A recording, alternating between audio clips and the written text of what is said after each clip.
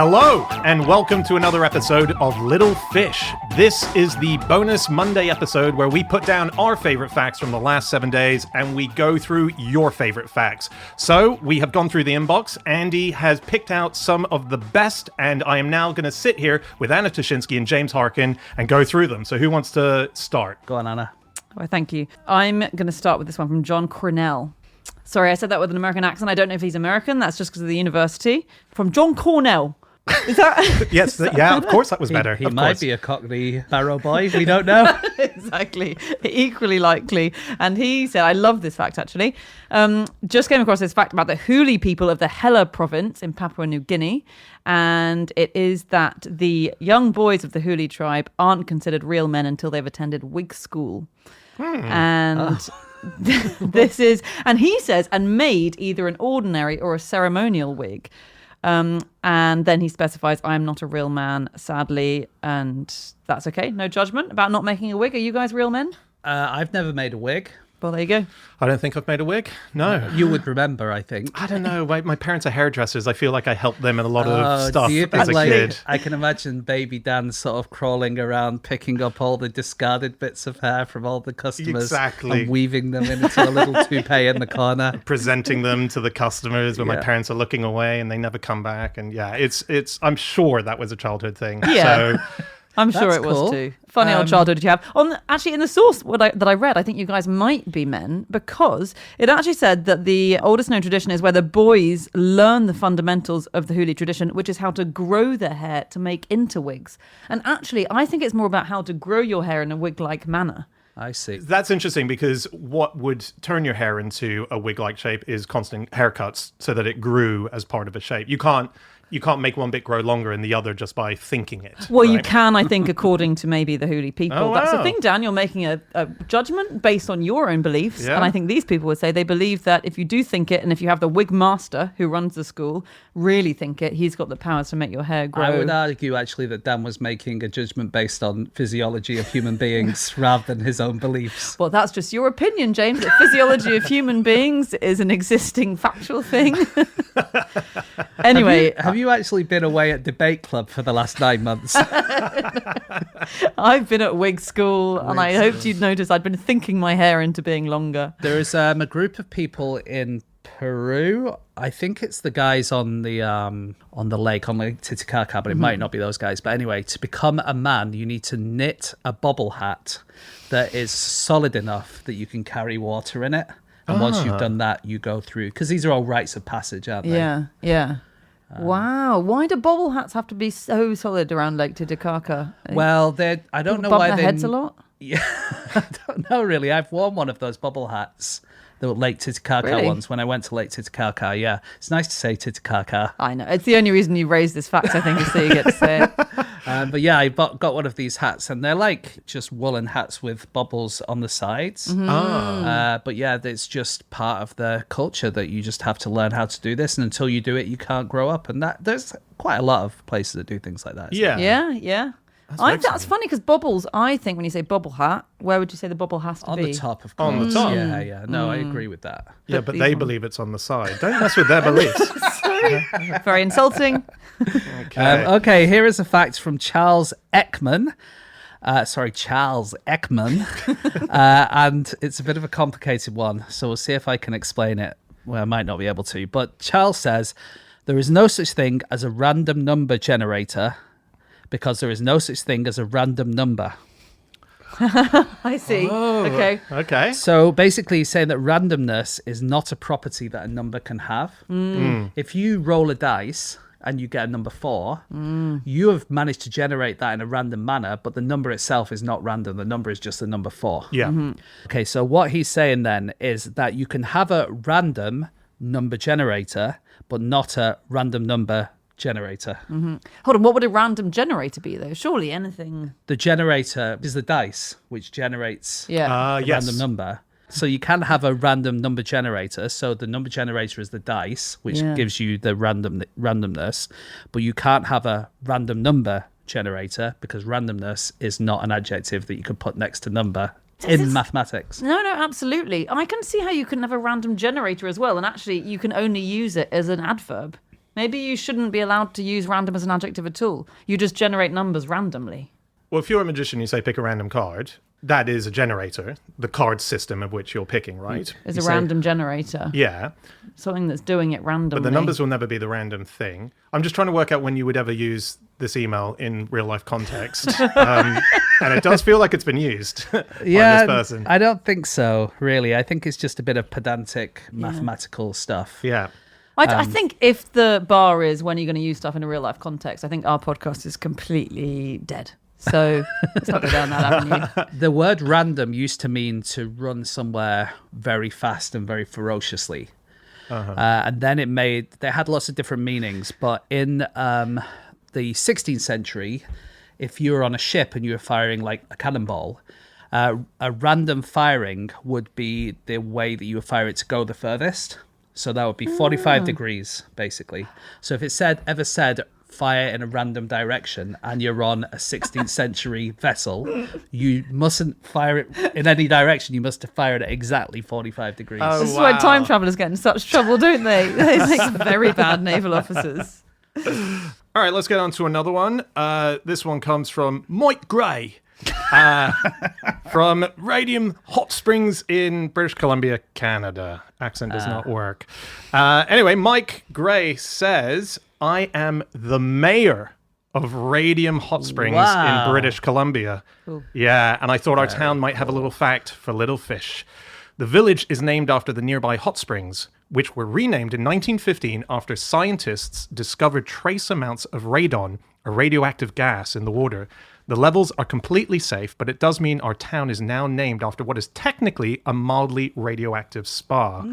Yeah, I don't know why they chucked the radium in, because Hot Springs is a town that I'd go to. Yes. Radium Hot Springs, I'm not taking my clothes off. This is very cool because we've had Lords write in. I don't think we've ever had any mayors from Canada write in before. This might be our I first think one. it's our first. I think that's really cool. And I think also it's really cool. It's cool enough to be the mayor of somewhere, but to be the mayor of somewhere that has such a cool name. Yeah. I think Well that's, done. That's a hell of a badge. It is really cool. And I went to their Wikipedia page and they have 1,339 residents there as of the 2021 census. We wrote a book called 1339 Facts. Exactly. So if you're listening and you're from Radium Hot Springs, you could assign a fact from that book to every single one of the members of your That's very area. cool. Wouldn't that be cool? And every time a baby's born, you have to kill an old person. Yes, it has to be a swap. Yeah, exactly. Pass the fact Yeah, on. yeah.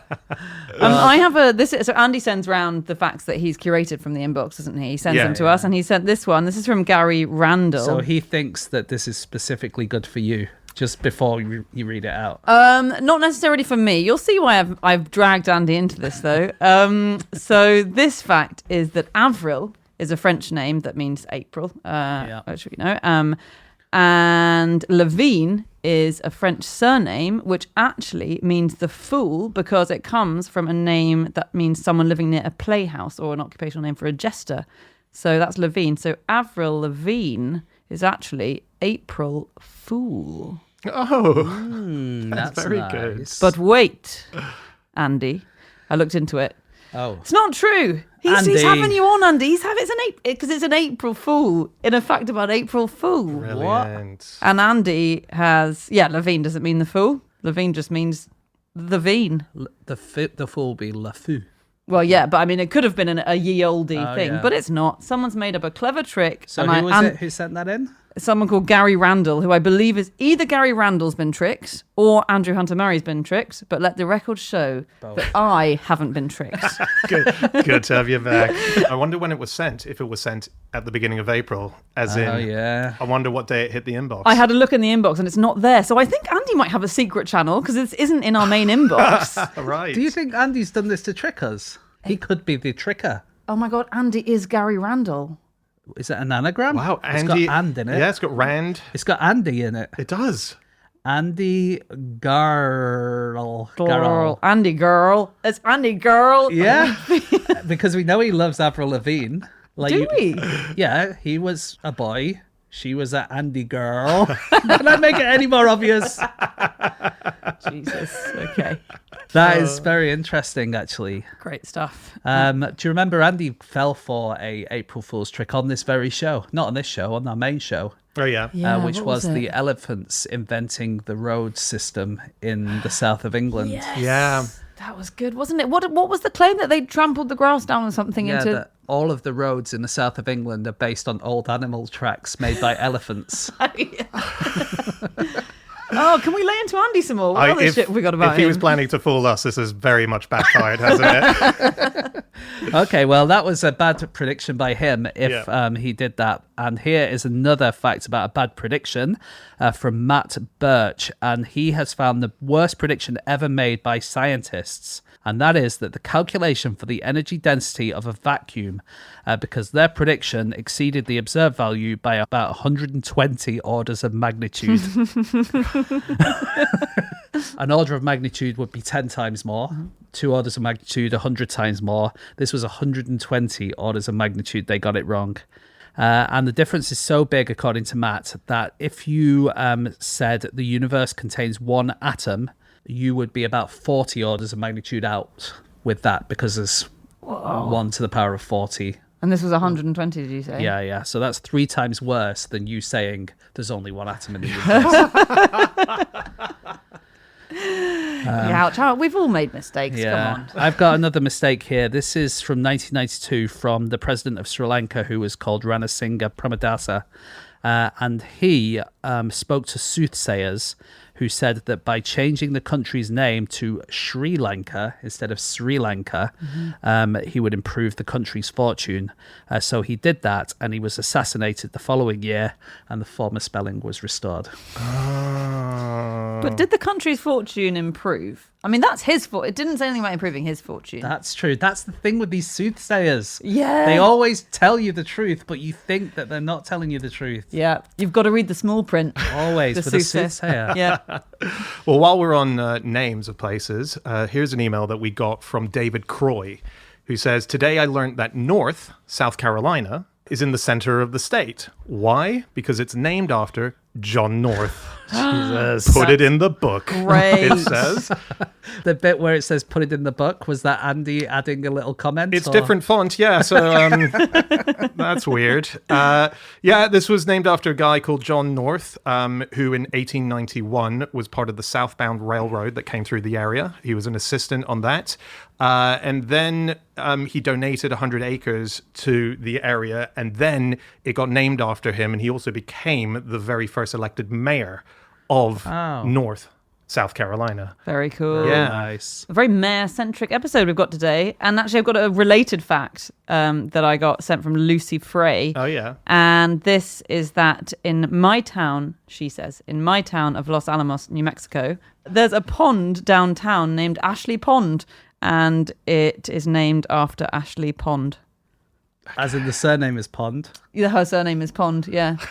But the pond is called Pond. What is Andy doing? Why is he's not even here? He's not here. Why? That's What a are, great fact. what are we doing? Why did I read my one out that led into your one? Samuel Donaldson of Christchurch, New Zealand, writes, one of the few tall buildings still in Christchurch after the earthquake is the Height Building, named after James Height. Officially the Puaka James Height Building. Puaka being Maori for the Rigel star cluster. Really good. Okay. What is he doing? This guy is taking us on a ride. This is bullshit. Check this one out. This is from Jem Condliffe. This is etymology rather than a fact, but I think it's also a brand new fact, says Jem. Oh, that's nice. We always like those. Yeah. You know when you have an amorous moment, people might say, Andy got off with Dan's sister. What? What?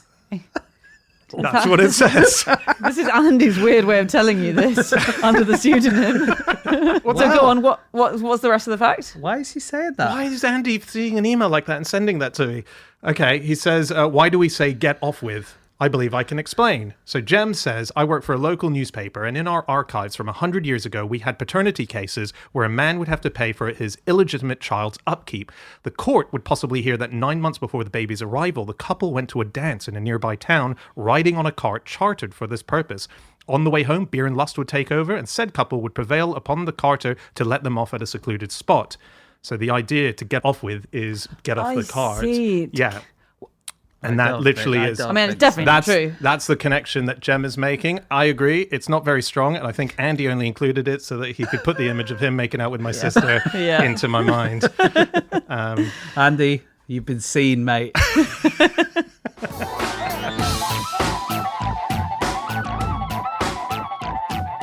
We got time for one more, Anna? One from Martha King. Yes, she please. says, this is the funniest fact she's found out recently. Get ready. Hold on to your britches. In the first 2 original Thomas the Tank Engine books, the Fat Controller was called the Fat Director. It's not the end of the fact. The reason was that after the first 2 episodes, or the first 2 editions, the railways were nationalised and the bureaucracy was rejigged, and director became controller. So that's why his name was changed from director to controller. It's called Mr. Topham Hatt now, because you're not allowed to say Fat Controller anymore. Yeah. I will say that I preemptively looked this up because I read a lot of Thomas the Tank Engine, which, by the way, is so full of weird old railway jargon that it's very hard to read to a young toddler. But I knew my mum was going to come along and say, isn't it ridiculous you're not allowed to call him that anymore? So I Googled it to check, and it's not true. What?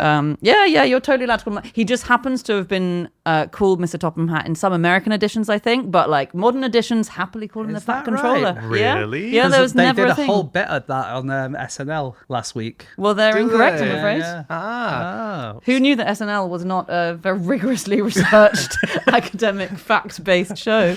Do you guys remember that we happen to know one of the Sir Topham Hatts out there, one of the Fat Controllers? Oh, something's ringing a bell, but I can't remember what it is. So you know when if a kid writes in to somewhere that has a fictional character, sometimes someone is assigned to be the official person and they'll write back or they'll do certain things for them. Mm-hmm. Yeah, we know a former one, which was Craig Glenday, the current editor-in-chief of the Guinness World Records. Yeah. Wait, so what did he do? He wrote in as a kid to Thomas the Tank Engine and said, can I be the Fat Controller? No. I misunderstood this. Quite the opposite, in fact.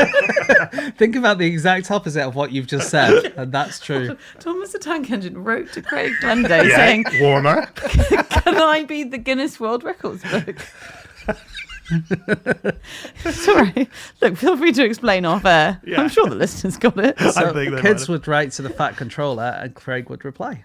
I see. As I see. The rotund That's really manager. cool. That's really cool. makes more sense that way, doesn't it? It does make more sense. Yeah. Yeah.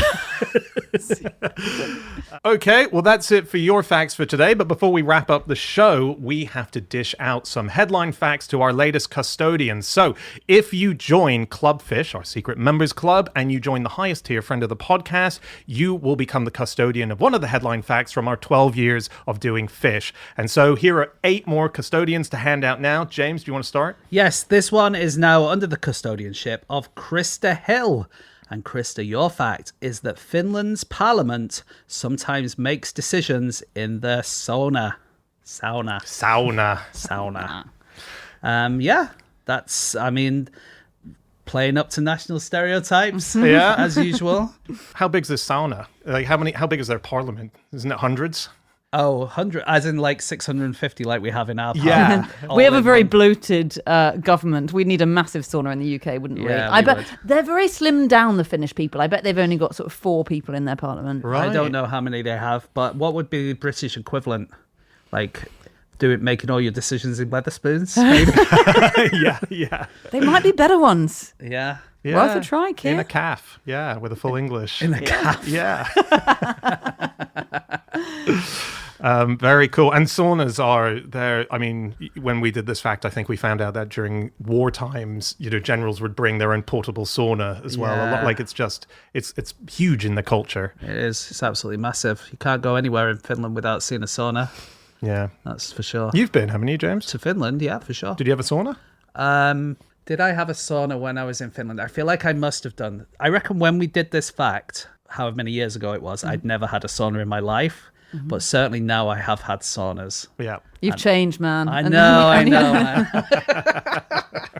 Just slightly warmer than I was all those years ago. Okay, let's do another one. Okay, well, this is for Mike Smith. Here you are, Mike Smith. You have to guard this fact with your life. In British electoral history, 8 candidates have won no votes at all in a general election. There you go. 8 candidates, Mike Smith. I want you to guard that, memorize their names. Wasn't one of them someone who, in fact, maybe more than one of them were people who lived in that constituency and didn't even vote for themselves? Oh, yes, right. you're Forgot right. to vote. Yeah, that's ringing a bell. I think that's happened.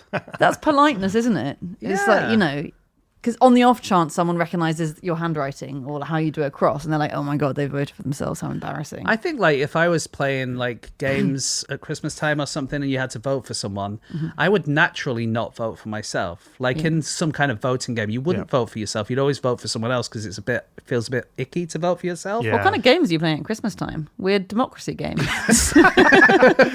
We play like a parliamentary game where we each take one of the members of World War II and then we make our arguments about why or why not the war should occur. Right. Oh, wow. You don't do that? But consequently, James is Prime Minister in the Harkin household. And Are you kidding me? You've met all of my family. Yeah. How far up the pecking order do you think I am in that family? No, that's true. Yeah. Okay, let's get another one here. This fact is going out to Gergo Debreceni. Okay. And the fact is, the final McDonald's burger ever sold in Iceland can be watched decomposing on a webcam. Very cool. Now, I have seen that, I must say. Yeah. I went And it's to Iceland, the country. Iceland, the country, yeah. Yeah, it was, I don't know if it's still there, actually, but it was in a hotel.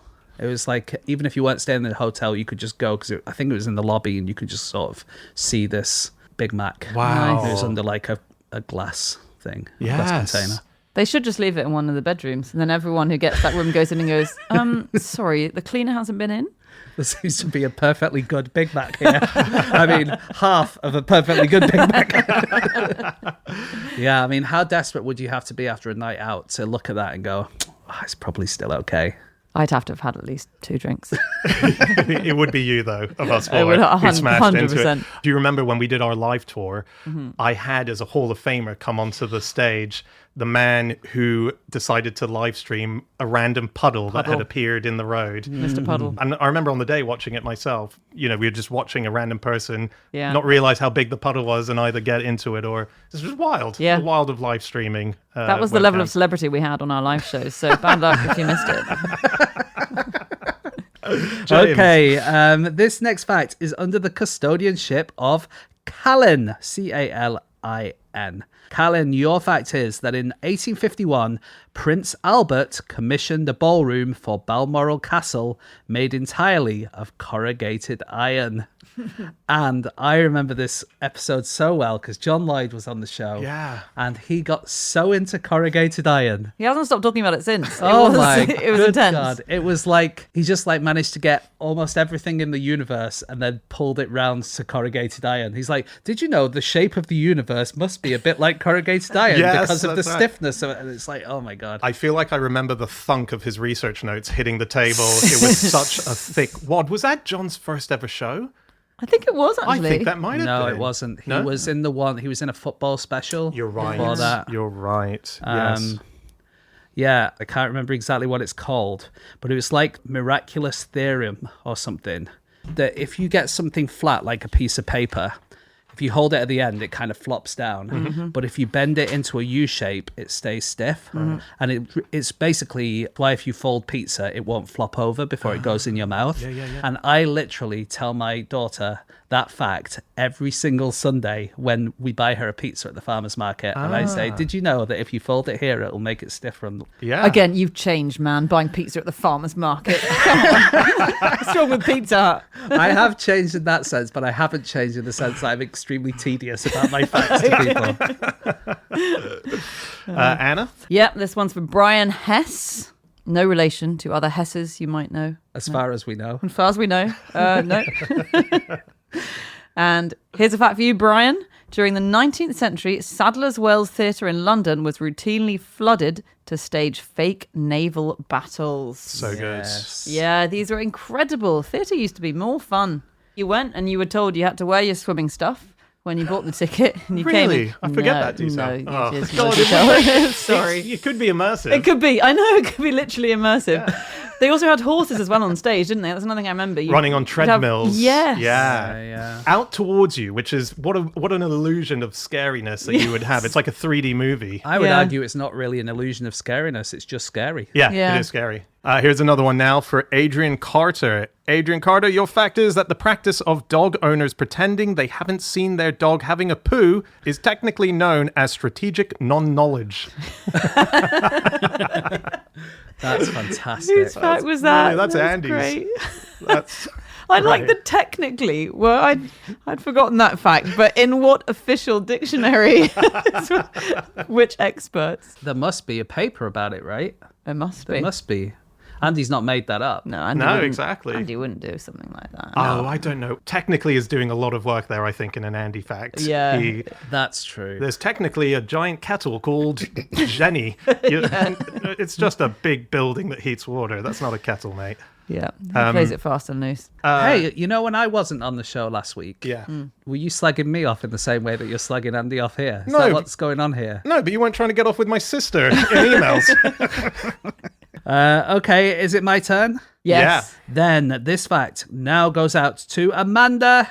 And Amanda, your fact is that instead of being one of the founders of the USA, Benjamin Franklin almost stayed in Britain to found a swimming school on the Thames. Oh, yeah. Yeah, this is a cracker. He spent some time wandering London, got really into swimming. He did. It was, I think I remember the location where it was. Not from the time, from On the reading Thames? about it. Yeah. Was it near his house? Because his house was quite near the old QI office, wasn't Yeah, it? that's It was near right. Embankment, so yeah. Yeah. Just giving It's that still away. it's a museum now, so you can find it with a blue plaque on the outside, but you can actually go inside and That's it's cool. Yeah. You wouldn't want to swim in the Thames there now because it's No. too fast flowing. Whereas, No. like, it's probably cleaner than it was then, I reckon, because the Thames has improved quite a lot in cleanliness over the years. Right. But they put in extra bridges, which makes the water flow quicker. Because there's like the arches that the water has to kind of squeeze through. So And now also it's like the doing Thames wild barrier. water rapids. Well, compared to in those days, yeah. Yeah. Like if Benjamin Franklin jumped in the Thames now, you'd have to fish him out in Fulham or something. Is that the way it goes? Yep, you've done that right. God, it's actually I'm actually spending so long working this out. But Do you remember yeah. when you and I rode on the Thames, Anna, and they were teaching us how to do it, and you would have to go, you'd be next to this factory or something, and you'd have to like row for half a mile or something, whatever it was, and you row to the other end, and then they're explaining to you like, okay, this is what you did, this is what you have to improve, okay, and then when you turn around, you're exactly back where you started. Yeah, it was tough. Because the water's just taking you all the way back there. You're like, the amount of effort I put in Yeah. to get to that point, Yeah. and now I'm back where I started. Is And ridiculous. that's why in the Olympics they never stop to have chats, do they? Halfway through, they never go, oh, let's have a team talk, heads together. Although, do you remember there was one rower in the early days? I'm not sure if it was Olympics, but there was a race where he was winning by so much, there was some ducks went past and he could stop and let the ducks cross the river and then carried on going and still won the race. Yeah, that's right. Having mentioned John Lloyd earlier, I once was having a coffee with John and we were sitting and the view was the Thames and we were mid-chat and he suddenly just went, oh, look, it's Bill Bailey. And I looked out and on a paddleboard standing in the Thames was Bill just waving at us going, hi, John, hi, Dan. That's odd.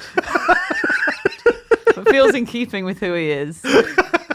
That's amazing. He must have been there every day for like 6 years hoping that John Lloyd would turn up. Let's have I think one. Fulham is the wrong way, isn't it? Is it? Because Oh. Fulham you'd have to be going west, wouldn't Don't you? write in. Please don't write. All right, let's have one more. This is a fact for Edilith. Edilith, your fact is sumo wrestling referees carry a knife so that if they make a bad decision during a match, they can kill themselves. Oh dear. Yeah. Do you remember that? I Yeah. think that was one of my facts, and I think they don't do it anymore. yeah, right. I think. I don't think there have been any modern fatalities anyway. It's probably more ceremonial as a concept, right? yeah. Sumo wrestlers and Benjamin Franklin. I feel like those were two quite heavy friends of the podcast that we've not visited Literally much. heavy, because that's Very funny. True. Yes, Of yeah, course. but Yeah. we used to do sumos a fair chunk, I think, back in the day. And Franklin, yeah. we need to bring him back. Oh, he's a rich vein, Franklin. It's weird that we raise sumo wrestlers so much. That feels like your influence. Yeah. Thrusting them in. We of course only record one of these every week, which we do about 10 minutes before it goes out. So not to break the illusion, but I have a feeling looking at my notes, there might be a sumo wrestler fact in next week's show when we record next week, of course. Wow, really? Is it that Benjamin Franklin was once a sumo wrestler? It's not. You might also find, I have a feeling that Andy might be away next week as well. Long old holiday, isn't it? Yeah, well, okay, what a great tease to end the show on. Tune into next week's Little Fish to hear about sumo wrestlers. Well done to everyone who is now a custodian of one of our facts. That is Edilith, Amanda, Adrian, Brian, Kaylin, Gergo, Mike, and Krista. And if you want to have your fact featured on the show, podcast@qi.com. Send them in. Andy goes through the emails. He picks out the ones most relevant to him and his life and his interests, and he hands them to us to read out. And so, yeah, do send them. We love reading them out. And if you do want your own fact to be a custodian of, you just have to go to patreon.com/clubfish and join the highest tier, friend of the podcast. There's a lot of great other things that we do in Clubfish, so do check it out generally. Otherwise, come back on Friday for Big Fish. We'll see you then. Until then, from me, Anna, and James, it's goodbye.